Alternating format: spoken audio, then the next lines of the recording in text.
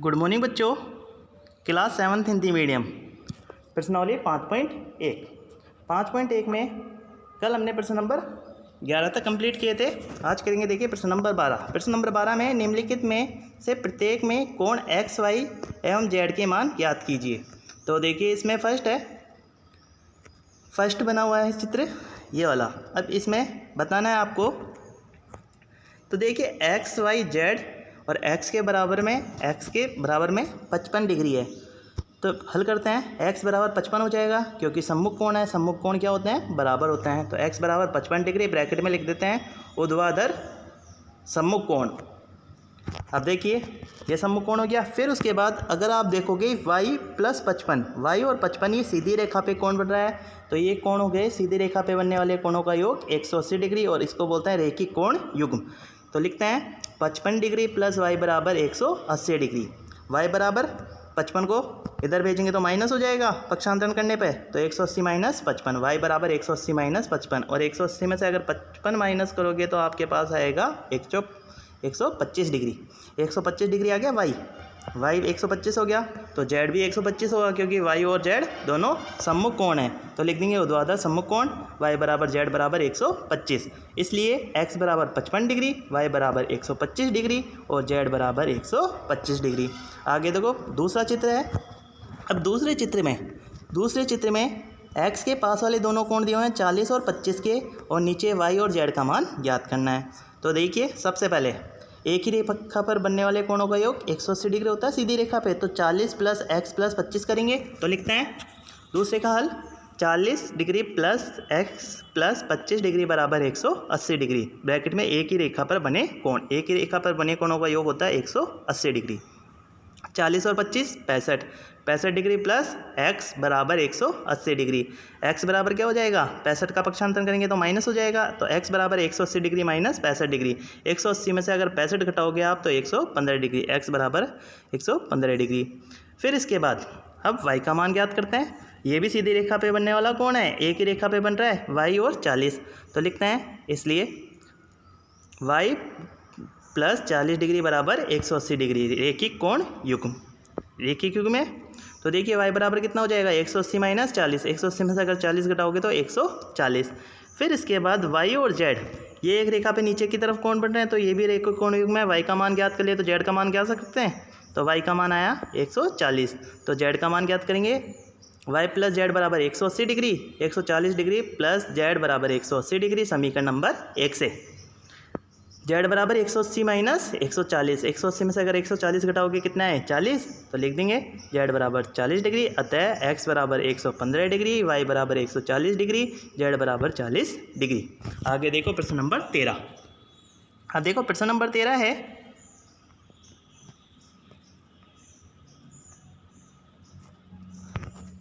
13 है रिक्त स्थानों की पूर्ति कीजिए। अब देखिए रिक्त स्थानों की पूर्ति कीजिए। फर्स्ट है यदि दो कोण पूरक हैं तो उनके मापों का योग कितना होगा? पूरक कोण आपको बताया था पूरक कोण में दोनों कोणों का योग 90 डिग्री होता है। तो लिख देंगे 90 डिग्री। दूसरा है यदि दो कोण संपूरक हो तो उनके मापों का योग कितना होगा? संपूरक 180 डिग्री। तो 180 डिग्री आ जाएगा।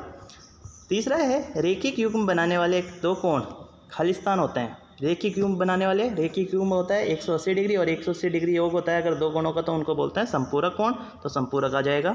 फोर्थ है यदि दो आसन कोण संपूरक हैं तो वह रेखिक युग्म बनाते हैं। अगर दो आसन कोण संपूरक है मतलब 180 डिग्री और अगर 180 डिग्री हैं तो क्या हो जाएंगे? आसन कोण रेखिक युग्म हो जाएगा। फिर देखो पांचवा यदि दो रेखाएं एक दूसरे को एक बिंदु पर प्रतिच्छेद करती है तो ऊर्ध्वाधर सम्मुख कोण हमेशा बराबर होते हैं। जैसा आपने ऊपर वाले क्वेश्चन में किया था अभी सम्मुख कोण था x बराबर, तो ये सम्मुख कोण होते हैं। फिर छठा है यदि दो रेखाएं एक दूसरे को एक बिंदु पर प्रतिच्छेद करती हैं और यदि ऊर्ध्वाधर सम्मुख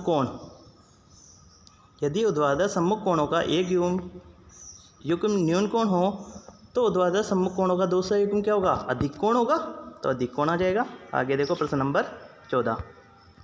अब प्रश्न नंबर 14 में है संलग्न आकृति में निम्नलिखित कोण युग्मों के नाम दीजिए। तो देखो ऊर्ध्वाधर सम्मुख कोण आपको बताया। ऊर्ध्वाधर सम्मुख अधिक कोण बताना है। तो सम्मुख अधिक कोण जिनका मान 90 डिग्री से अधिक हो। तो देखिए सम्मुख कोण अधिक कोण हो गए आपके सामने B ओ सी, बी ओ सी, बी ओ सी, और इसके सामने हो जाएगा ए ओ डी, क्योंकि ये छोटा कोण इधर वाले और ये इधर वाले ये छोड़ के बी ओ सी बराबर हो जाएगा ए ओ डी के। फिर आसन पूरक कोण, पूरक कोणों का मान 90 डिग्री। तो 90 डिग्री किस किस कोण का आ रहा है, देखो दो कोणों को जोड़ने पे एक तो आ रहा है ए ओ बी, ए ओ बी और ए ओ ई, अगर इन दोनों कोणों को जोड़ोगे तो 90 डिग्री। फिर समान संपूरक कोण, संपूरक कोण होते हैं जब दो कोणों का योग 180 डिग्री, तो दोनों 90 90 के आएंगे। तो पहला हो गया बी ओ सी, कोण बी ओ सी, कोण डी ओ ई।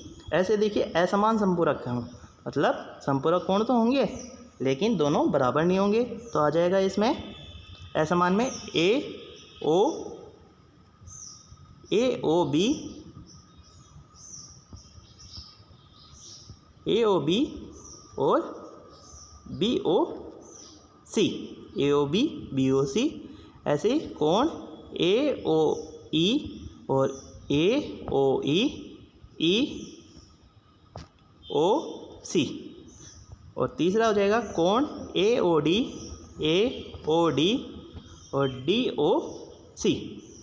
फिर देखो आसन कोण जो रैखिक युग्म नहीं बनाते, आसन कोण बताना है लेकिन रैखिक कोण मतलब दोनों का योग 180 डिग्री नहीं हो, तो ये है आसन कोण जो रैखिक युग्म नहीं बनाते। इसमें आ जाएगा आपके पास ए ओ बी और ए ओ ई, दोनों का योग 90 डिग्री, आसन कोण रैखिक कोण युग्म नहीं है मतलब 180 डिग्री नहीं होना चाहिए। ऐसे ही ए ओ ई ओ डी और नेक्स्ट है ई ओ डी और D C O D. Okay students, ये एक्सरसाइज आपकी कंप्लीट हो गई। आपको ये होमवर्क अपनी फेयर नोटबुक में करना है। नेक्स्ट एक्सरसाइज हम कल करेंगे।